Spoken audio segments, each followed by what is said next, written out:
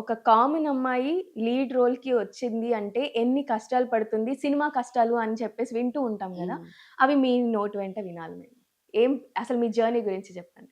Journey చాలా ఇంటర్వ్యూస్‌లో చెప్పా. ఇగ same like I started with YouTube హ్మ్. హ్మ్. హ్మ్. కాలేజ్‌లో ఉన్నప్పుడు. హ్మ్.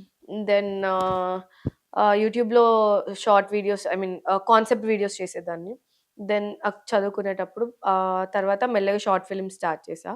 తర్వాత చిన్న చిన్న రోల్స్ అంటే టైమ్ లిమిట్ ఇంక్రీజ్ చేసుకుంటూ మూవీస్‌లోకి వచ్చానన్నమాట.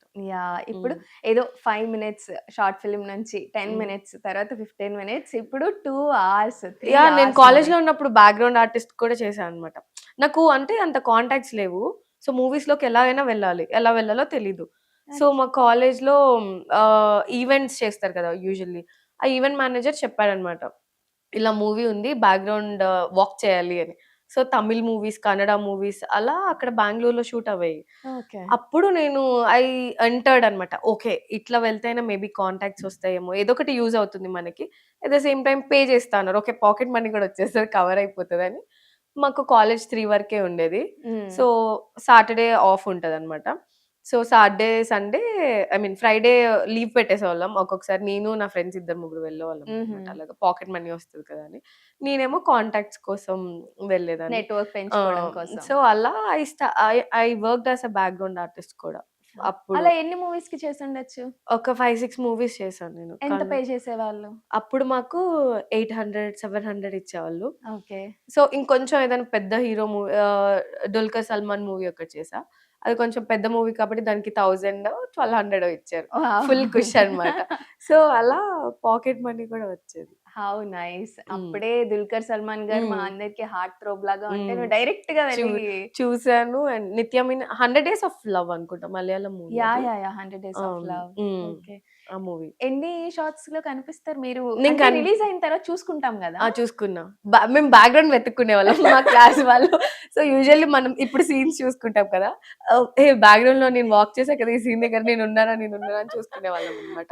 ఆ హ్మ్. మూవీలో ఒక సీన్‌లో నేనుంటా. నాకు క్లోజ్ పెట్టి ఒకటి ఓహ్! చేసా. డైలాగ్ చెప్పమన్నారు. నాకు మలయాళం అప్పుడు అసలు యాక్టింగ్ రాదు నాకు.